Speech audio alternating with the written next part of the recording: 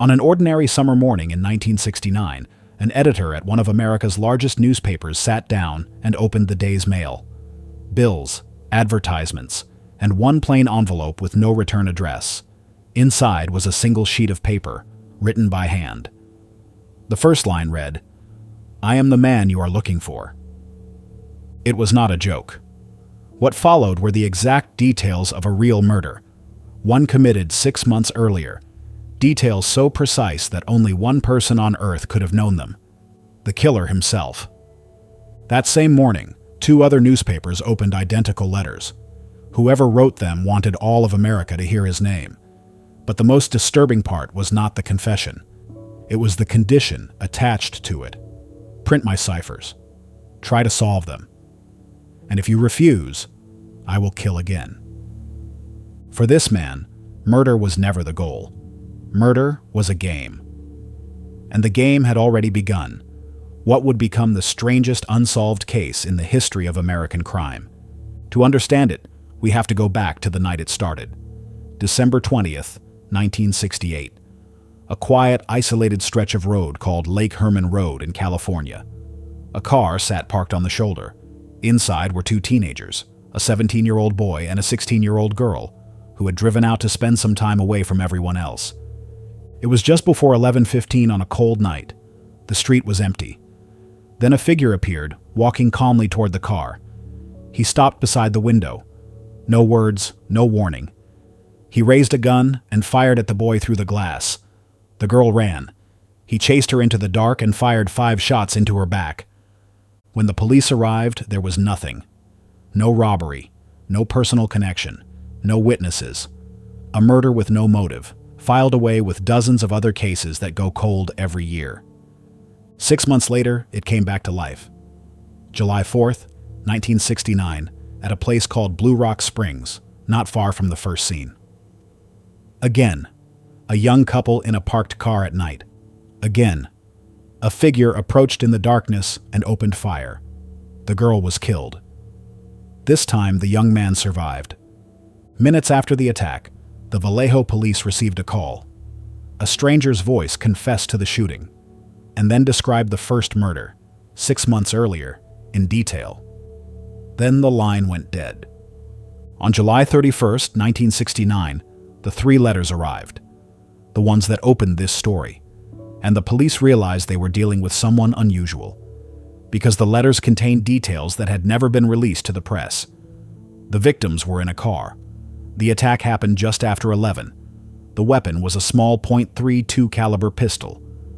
And one detail only investigators knew. A flashlight had been fixed to the gun, so the shooter could aim in the dark. Then, on August 4th, he gave himself a name. He began his next letter with a line that would become infamous.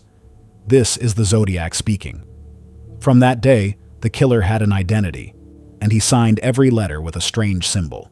A circle crossed through the center, like the crosshairs of a gun sight. Inside those letters was a cipher, 408 symbols, but he didn't send it whole. He split it into 3 parts, one for each newspaper, and demanded they all be printed on the front page. If they refused, he wrote, he would kill more. The papers were trapped. Print it, and they were playing his game. Refuse, and they were risking lives. They printed it. And something no one expected happened. The public didn't treat it as a murder case. They treated it as a puzzle.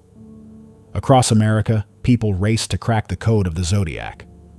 7 days later, an ordinary couple, 2 schoolteachers named Donald and Betty Hardin, solved what the FBI could not. The message was a confession.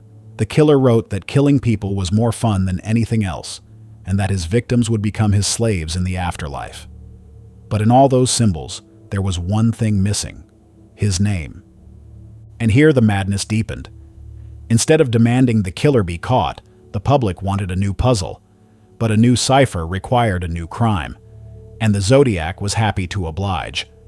September 27th, 1969. On the shore of Lake Berryessa, a young man and woman sat on the grass in the late afternoon. This time the spot wasn't isolated. There were people nearby. And still, he came. A man in a black hood that covered his face completely. the same symbol drawn on his chest. He tied them with rope, drew a knife, and stabbed them slowly. Before leaving, he walked to their car and wrote the dates of his crimes on the door, and signed it. The young man survived and told investigators everything. The woman died of her wounds days later, and once again, the killer reported it himself, from a payphone just a few blocks away, calm and unhurried, describing the very crime he had just committed. 2 weeks later, October 11th, 1969, he changed everything. This time the victim wasn't a couple in the dark. It was a taxi driver, 29-year-old Paul Stein, in an upscale San Francisco neighborhood. The Zodiac got in as an ordinary passenger, then shot him from behind. He didn't run.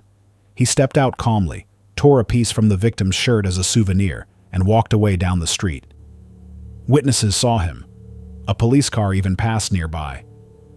But no one imagined the quiet man walking past was the killer. From those witnesses came the most famous image of the case, a sketch of a white man with glasses and an ordinary face. Days later, a letter reached the San Francisco Chronicle, and inside was the piece of Paul Stein's shirt. Physical proof. With it came a new cipher, 340 symbols, and a claim. His victims now numbered 7. Letter after letter, the numbers grew. But the police could only tie a handful of murders to him for certain, and a terrifying question hung over everything. The letters proved the writer knew things only the police knew. Was the Zodiac an ordinary man, or an investigator reading the files from the inside? The case turned against them. Hundreds of tips, dozens of suspects, and people so caught up in the legend that some walked into police stations and confessed to being the Zodiac themselves. Innocent people claiming to be a serial killer, just for the fame. Then came the letters that no longer just threatened, they mocked. He told police they would never catch him, and described exactly how he would change his appearance so no one could recognize him. He was always one step ahead, as if he were sitting among them, reading their notes. Then, on March 22nd, 1970, came the one encounter that might have exposed him, because the witness lived. A woman named Kathleen Johns, 22 years old, 7 months pregnant, with her 10-month-old baby. A driver flagged her down, told her a wheel was loose, and offered to fix it. Instead, he loosened it further. When her car stalled, he offered her a ride, then drove for over an hour down empty country roads, threatening to kill her and her child. At a stop sign, she threw open the door, grabbed her baby, and ran into a dark field. She reached a police station, and on the wall, she saw a familiar face, the sketch of the Zodiac. "That's him," she said. But before officers could recover any evidence from her car, the Zodiac had already returned and burned it. Kathleen Johns became the most important witness in the entire case, the one person who sat face to face with him and survived. And later, the Zodiac himself confirmed it, describing the abduction in a letter. On April 20th, 1970, he sent a line that read, "My name is," followed by a cipher of just 13 symbols. 13 symbols that might hold the name of one of the deadliest killers in American history. To this day, it has never been solved. He sent a map with a symbol drawn over a mountain called Diablo, and another cipher, claiming that together they revealed a buried bomb.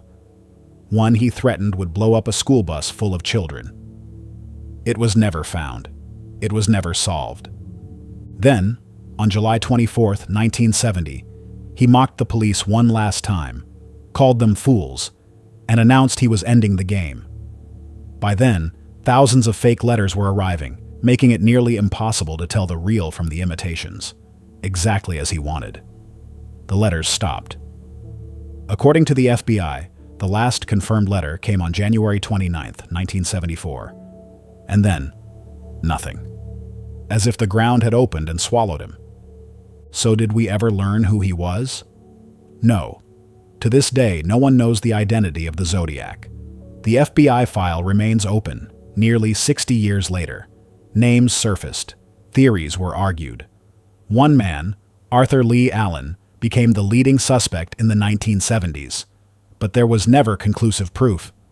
Even modern DNA attempts, trying to pull genetic material from the saliva on his stamps and envelopes, produced no final answer. But there was one last twist. The 408 cipher was solved in days. The 340 stayed locked for 51 years, until December 2020, when 3 codebreakers finally cracked it by computer. Its first line read, "I hope you are having lots of fun in trying to catch me." The Zodiac is the strangest puzzle American crime has ever known. Not because he vanished, but because he stood in plain sight, in front of everyone. And still, no one ever learned who he was.